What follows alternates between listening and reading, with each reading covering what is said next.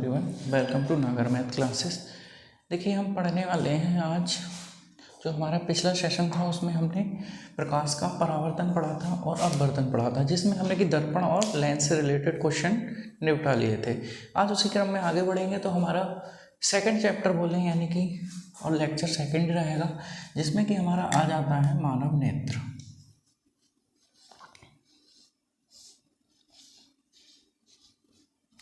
मानव नेत्र में आप क्या क्या पढ़ने वाले हैं? देखिए मानव नेत्र में मानव नेत्र खुद में ही इम्पोर्टेंट है।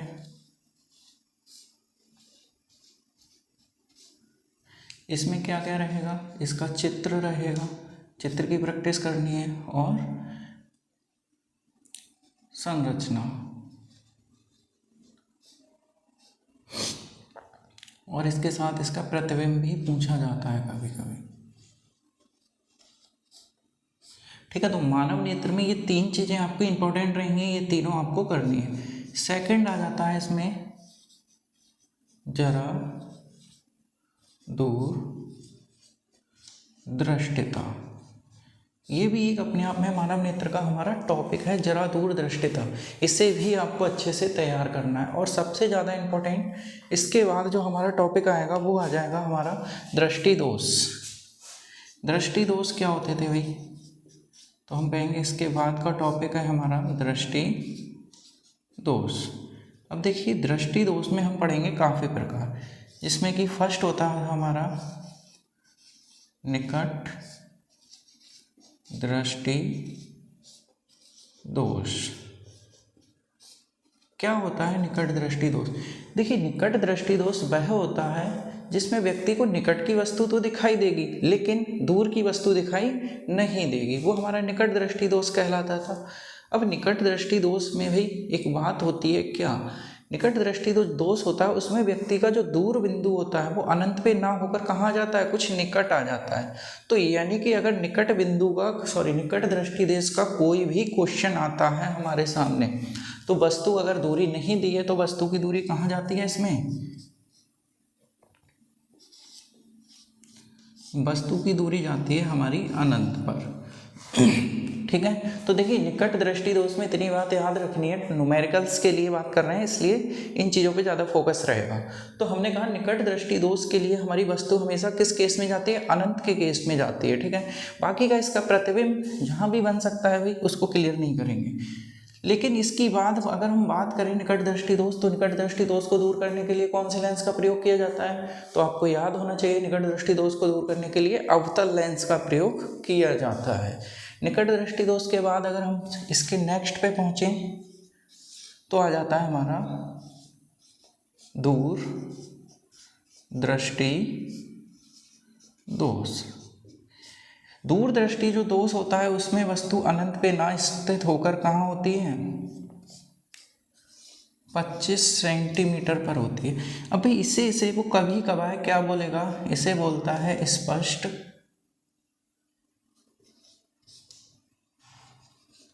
दृष्टि की न्यूनतम दूरी। अब दूर दृष्टि दोष क्या होता है? दूर दृष्टि दोष वह होता है जिसमें हमें दूर की वस्तु तो दिखाई देगी लेकिन निकट की वस्तु दिखाई नहीं देगी।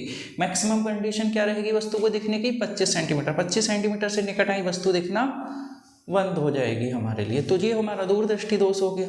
अब दूर दृष्टि दोष में भी हमें न्यूमेरिकल्स के लिए क्या इंपॉर्टेंट है? वस्तु की दूरी इंपॉर्टेंट है। इसके बाद तीसरा जो आता है इसमें वो हो जाता है हमारा जरा दूर दृष्टिता।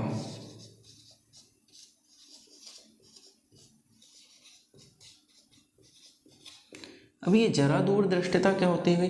जरा दूर दृष्टिता में क्या होता है, व्यक्ति को ना तो निकट की वस्तु दिखती है और ना ही दूर की, दोनों तरफ से बेचारा मारा जाता है, यानी कि ना निकट की दिखेगी और ना ही दूर की, तो वो हमारा क्या हो जाएगा? जरा दूर दृष्टिता।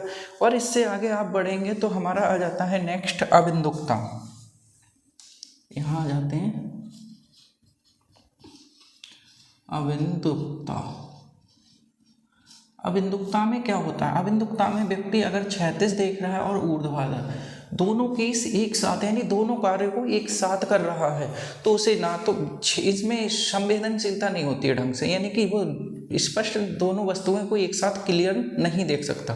अगर क्षैतिज देख रहा है तो क्षैतिज ही देख सकेगा, ऊर्ध्वाधर देख रहा है तो ऊर्ध्वाधर, दोनों को एक साथ क्लियर नहीं कर सकेगा। तो ये क्या होता है हमारा अबिंदुकता। अबिंदुकता में और एक बात कही जाती है कि अगर व्यक्ति से ये पूछा जाए कि व्यक्ति पढ़ सकता है, लिख सकता है, तो देखिए भाई इसमें ये कोई दोष नहीं होता है, उसकी आंखों में ना निकट होता है ना ही दूर होता है। केवल और केवल कौन सा दोष होता है, क्षैतिज और ऊर्ध्वाधर वाला केस दिक्कत करता है इसके लिए। पांचवा जो हमारा बच जाता है इसमें लास्ट हमारा बढ़ंतता।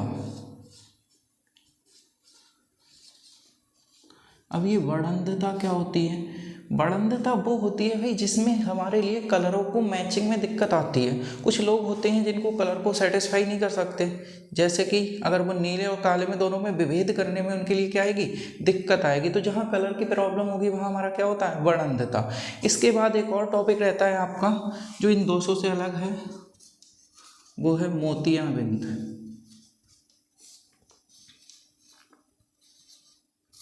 अब मोतियाबिंद में क्या होता है भाई, ये उम्र के साथ साथ ही एक दोष उत्पन्न हो जाता है हमारी आंखों में, जिसमें कि हमारे आंखों के लेंस होते हैं वो कैसे हो जाएंगे, दूधिया हो जाएंगे। जब दूधिया लेंस हो गए तो हमारी आंखों में कौन सा दोष है, मोतियाबिंद दोष है। इसका उपचार कैसे कर सकते हैं, तो इसका उपचार करने के लिए भाई तुम्हारे लिए क्या करना पड़ेगा, शल्य चिकित्सा का प्रयोग करते हैं। ठीक है, तो यही था हमारा मानव नेत्र, जिसमें कि इंपॉर्टेंट टॉपिक रहेंगे ये हमारे। और अगर बात करें इसके न्यूमेरिकल्स की, तो देखिए न्यूमेरिकल्स की जो हमारी सीरीज चल रही थी उसी में आगे बढ़ेंगे। न्यूमेरिकल्स हमने परावर्तन हो गया था और लेंस के भी कर लिए थे, उससे आगे बढ़ेंगे। तो आज कोई न्यूमेरिकल देख लेते हैं मानव नेत्र का, जिससे कि मानव नेत्र के न्यूमेरिकल भी क्लियर हो जाएं कैसे करने हैं।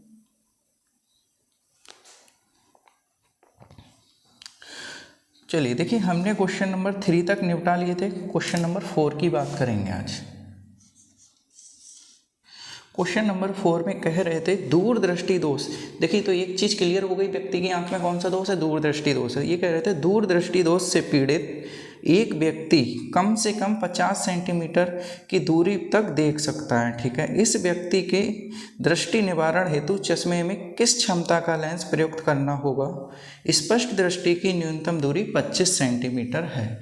अब देखिए व्यक्ति कहाँ तक देख सकता था, 25 सेंटीमीटर तक देख सकता था, और उसकी आंख में क्या था, दूरदृष्टि दोष। दूरदृष्टि दोष याद आते ही हमने कहा था वस्तु कहाँ तक जा सकती है, 25 सेंटीमीटर, इससे निकट नहीं।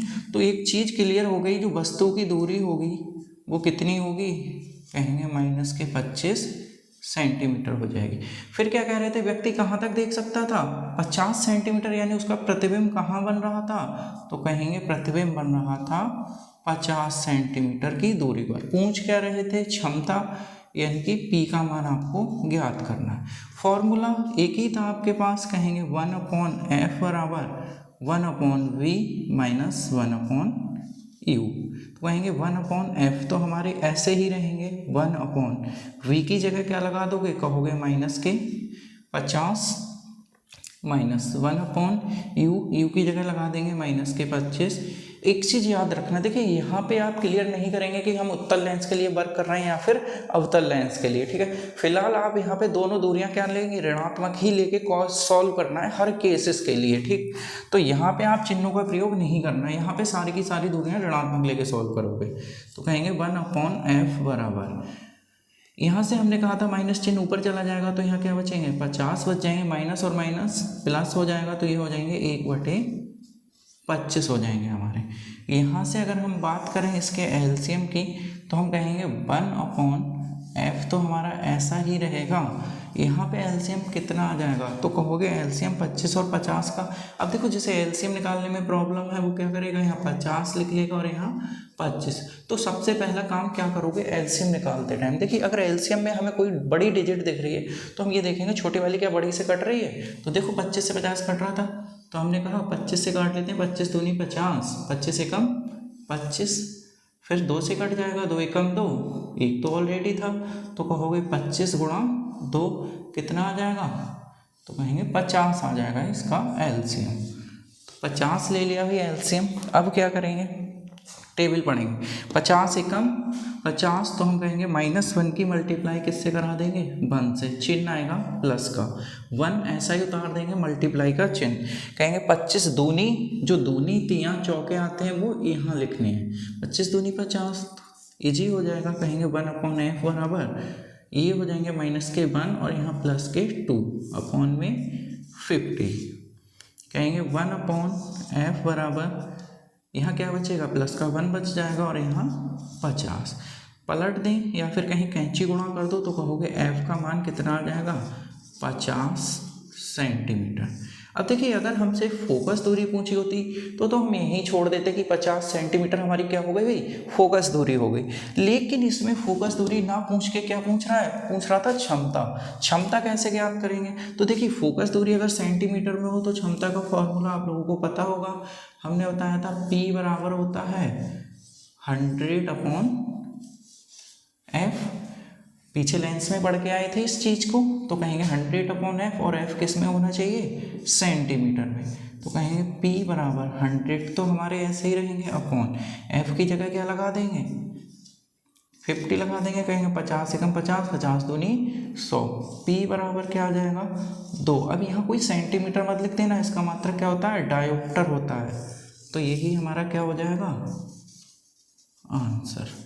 तो क्या कहेंगे, उस व्यक्ति को भी अपनी आंख पे कितनी क्षमता का, 2 डायोप्टर क्षमता का कौन सा लेंस, भाई कौन सा दोस्त था, देखिए लेंस भी पूछ सकता है। तो हमारे पास जो दोस्त का क्वेश्चन दे रहा था वो दे रहा था दूरदृष्टि दोष का, तो हम दूरदृष्टि दोष के लिए कौन सा लेंस लगाएंगे, अवतल लगाएंगे। और अवतल के लिए फोकस दूरी क्या होती है, धनात्मक। तो देखिए धनात्मक आई, क्षमता भी धनात्मक रहेगी, क्लियर हो गया ये हमारा क्वेश्चन। तो देखिए दृष्टि दोष से अगर बेटा कोई भी क्वेश्चन पूछा जाएगा तो आप अगर इतनी चीज़ों को थोड़ा क्लियरली करके पढ़ लेंगे तो इसका कोई भी क्वेश्चन आपसे बाहर नहीं जाने वाला है, ठीक। तो निकट दृष्टि दोष, दूर दृष्टि दोष, अबिंदुकता, जरा दृष्टि दोष और इसके बाद आ जाता है हमारा मोतियाबिंद। इन टॉपिकों को आप एक भी को नहीं छोड़ने वाले हैं, सारे के सारे टॉपिक आप क्लियरली पढ़ेंगे। इसमें जो रंग बिरंगे संसार है उसमें क्या जाता है, उसमें हमारा प्रिज्म आता है। तो चलिए इसे रफ कर लेते हैं और रंग बिरंगे संसार को भी क्लियर करते हैं इसी।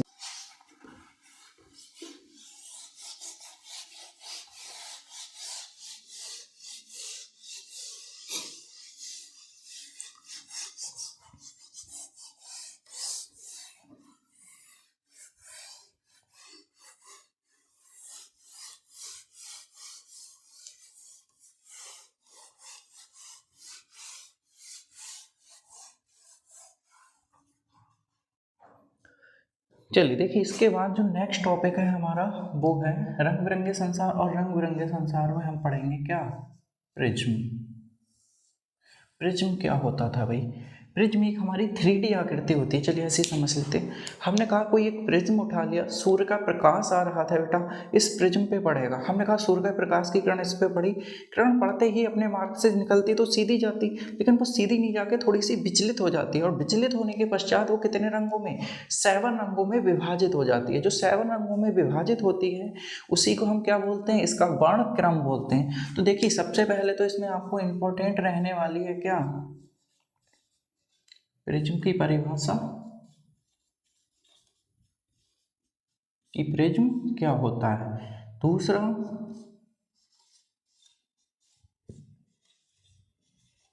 वर्णक्रम, तीसरा श्वेत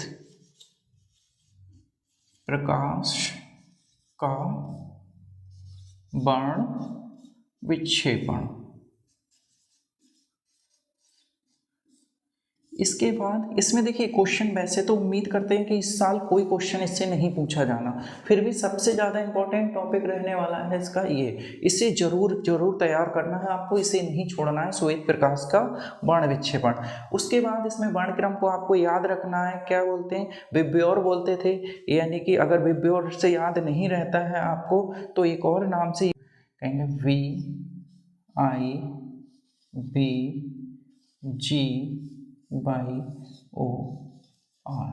ये बिग और में अगर हम बी से कहेंगे तो वायलेट, वायलेट का मतलब वैगनी से होता है, आई का मतलब इंडिगो, इंडिगो का मतलब जामुनी से, वी का मतलब विलू, विलू का मतलब नीला से, जी का मतलब ग्रीन, ग्रीन का मतलब हरा से, और वाई का मतलब येलो, येलो का मतलब पीला से, ओ का मतलब ऑरेंज, ऑरेंज का मतलब नारंगी से, आर का मतलब रेड, तो रेड का मतलब लाल से। तो इन दो चीज़ों से आप इसको याद रख सकते हो कि कौन से 7 रंगों में विभाजित होता है, क्या वर्णक्रम होता है। दूसरी चीज़ इसमें आपको याद रखनी है क्या, 2 चीज़ें होती हैं जो बहुत पूछी जाती हैं, एक विचलन और दूसरी तरंग दैर्ध्य। क्या होती हैं ये भाई? एक तो ये अधिकतम का केस पूछा जाता है और दूसरा न्यूनतम का। तो ये जो विचलन होता है ये किसके लिए? बैंगनी रंग के लिए अधिकतम होता है और न्यूनतम तो कहेंगे लाल रंग के लिए न्यूनतम होता था। तरंग दैर्ध्य की बात करेंगे तो ये किसके लिए? लाल रंग के लिए अधिकतम और बैंगनी रंग के लिए न्यूनतम होती थी। तो ये टॉपिक में ये चीज़ें और दो चीज़ों का बहुत मेन रोल अदा करते हैं, ठीक है। तो ये आपको तैयार करनी है। इसके अलावा अगर देखिए इसमें कभी न्यूमेरिकल क्वेश्चन पूछा गया तो न्यूमेरिकल क्वेश्चन पूछा जाता है दो चीज़ों पे। एक तो प्रिज्म पर ही पूछा जाएगा, अगर प्रिज्म पे पूछेगा तो अपवर्तनांक के लिए पूछेगा तो हम कहते हैं n बराबर, इसका फॉर्मूला होता है sine a plus delta m upon 2, इस पूरे के अपॉन में आ जाते हैं साइन a बाई 2, ठीक है। दूसरी चीज अगर इसमें क्वेश्चन पूछ सकता है तो आपतन कोण के लिए भी पूछ सकता है। आपतन कोण क्या होता है भाई? तो आपतन कोण निकालते हैं तो हम कहते हैं I बराबर a plus delta m upon 2। अगर पूछ ले अपवर्तन कोण तो अपवर्तन कोण क्या होता है? तो हम कहेंगे अपवर्तन कोण, अपवर्तन कोण का जो फॉर्मूला रहने वाला है बेटा वो कहेंगे R बराबर होता है a बाई 2। दूसरी चीज ये तो प्रिज्म की कहानी हो गई, इसमें होते क्या क्या है? तो ये जो I जो होता है ये क्या है हमारा? आपतन कोण। R क्या है? अपवर्तन कोण। ये जो A होता है इसे हम बोलते हैं क्या? कहेंगे प्रिज्म कोण होता है ये। उसके बाद ये जो आ जाता है डेल्टा M, इसे कहते हैं अल्पतम विचलन कोण। और क्या बचा इसमें? यही दो चीजें थी, n और n क्या होता है हमारा? अपवर्तनांक होता है। इसके बाद एक और क्वेश्चन पूछा जाता है, देखिए ये तो प्रिज्म के लिए था, नॉर्मल प्रिज्म दिया होगा हमारा तो हम ये वाला फॉर्मूला लगाएंगे और इससे अपवर्तन और अपवर्तन और अपवर्तन कोण ज्ञात कर सकते हैं, आपतन और अपवर्तन कोण ज्ञात कर सकते हैं। उसके बाद एक और क्वेश्चन बन जाता है, वो कह देता है किसके लिए? पतले प्रिज्म के लिए। अब ये पतला प्रिज्म क्या होता था? तो देखिए पतला प्रिज्म होता था उसमें हमारे ये जो दोनों चीजें हैं इनके मान बहुत सूक्ष्मतम हो जाते हैं, सूक्ष्मतम हो जाते हैं तो इससे एक फॉर्मूला बन जाता है, डायरेक्टली याद रख लो, तुम्हारे सिलेबस में है नहीं, कहेंगे डेल्टा m बराबर n-1 और साथ में आ जाता है a। अगर कभी भी पतले प्रिज्म का क्वेश्चन आएगा आपके सामने तो ये फॉर्मूला आप लगा देंगे। चलिए अब इसका जल्दी से एक क्वेश्चन देख लेते हैं और फिर वीडियो को समाप्त करेंगे आज इसी क्वेश्चन के साथ। नेक्स्ट वीडियो में हम पढ़ने वाले हैं क्या? लाइट पढ़ेंगे, इससे आगे बढ़ेंगे तो। और लाइट से बेटा बहुत क्वेश्चन पूछे जाते हैं, अगर न्यूमेरिकल नहीं मिला इनसे तो कहाँ पहुँचेंगे आप? लाइट पर ही पहुँचेंगे। देखिए इसमें ये कह रहे थे, क्वेश्चन नंबर 5 था हमारा, आ जाएगा क्या इतनी जगह में? चलिए करके देखते हैं, कोई नहीं, वरना रफ कर लो। ये चीज़ आपकी समझ में आई गई होगी, इसे हटा देते हैं, इसकी ज़रूरत नहीं है हमारे लिए।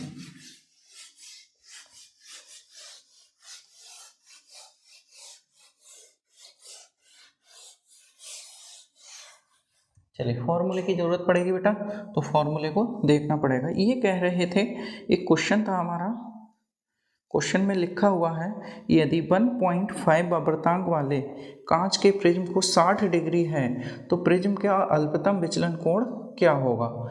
इसमें sin 49 का मान दिया हुआ है। देखिए इन्होंने कहा अपवर्तनांक यानी कि n का मान दे दिया 1.5 और कह रहे थे 60 डिग्री वाले प्रिज्म कोण का मतलब a का मान दे दिया कितना? 60 डिग्री। फिर पूछ रहे थे न्यूनतम विचलन कोण, और एक चीज दे रखी थी हमारे लिए, sin 49 डिग्री का जो मान था वो दे रखा था बेटा 0.75।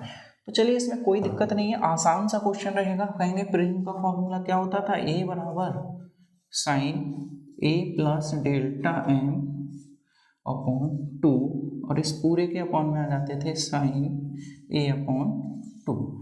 यही था फॉर्मूला।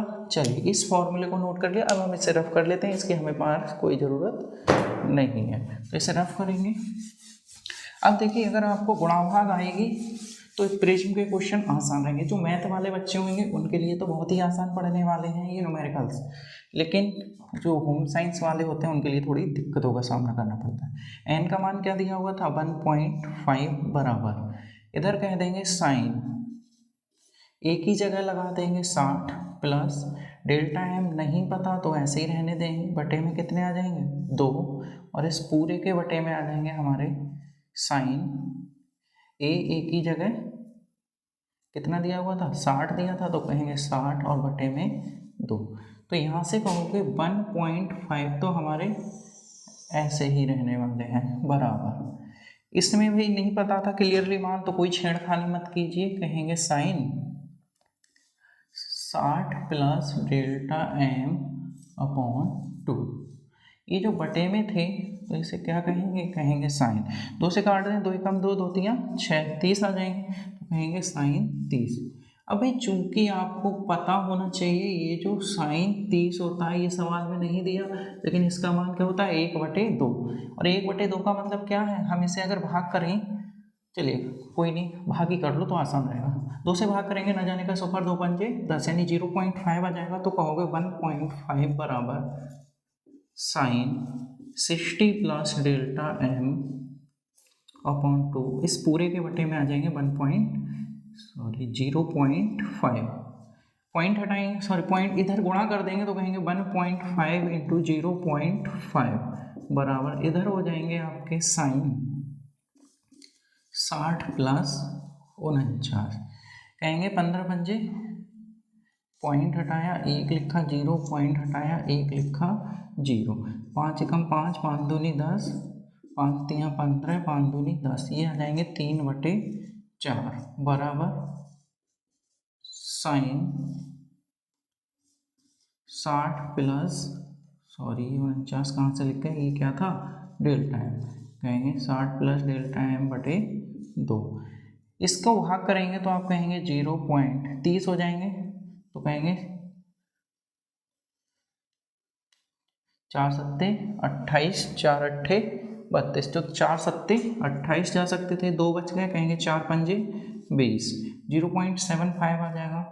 यहाँ से क्या करेंगे, यहाँ से कहेंगे ये हो गए साइन 60 प्लस डेल्टा एम बटे 2, भाई ये 0.75 का मान क्वेश्चन में दिया हुआ था, कितना था, कहेंगे साइन 49 डिग्री, और इधर क्या हो जाएंगे साइन 60 प्लस डेल्टा एम बटे में 2 आ जाएंगे, साइन 49, साइन से साइन चले जाएंगे, क्या बचेगा यहाँ हमारे पास, कहेंगे इधर बच जाएगा आपका 49, और इधर क्या रह जाएंगे 60 प्लस डेल्टा एम बटे 2, इसकी इधर गुणा करेंगे 49 दूनी, तो कह देंगे ये हो जाएंगे 98 बराबर, इधर हो जाएंगे 60 प्लस डेल्टा एम, कुछ नहीं है, अब काटे किया कैंची गुणा कर दिए, इसे इधर लेके आएंगे तो हो गया 98 माइनस 60 बराबर किसके डेल्टा एम के, घटाएंगे तो कहेंगे 8 बच गए, 9 में से 6 गए तो 3 बच गए, बराबर में क्या डेल्टा एम, तो यहाँ से कह सकते हैं डेल्टा एम बराबर 38 डिग्री, और यही क्या हो जाएगा हमारा आंसर हो जाएगा। ठीक है, तो देखिए ये उम्मीद करते हैं आपको अलवितम विचलन का क्वेश्चन समझ में आया होगा, और इसी तरीके के क्वेश्चनों की प्रैक्टिस कर लेना। वैसे इसका क्वेश्चन ज़्यादा इंपॉर्टेंट नहीं है, आप लोगों को बता दें, लेकिन फिर भी छोड़ना कुछ भी नहीं है। ठीक, तो चलिए आज के लिए इतना ही, थैंक्स फॉर वॉचिंग।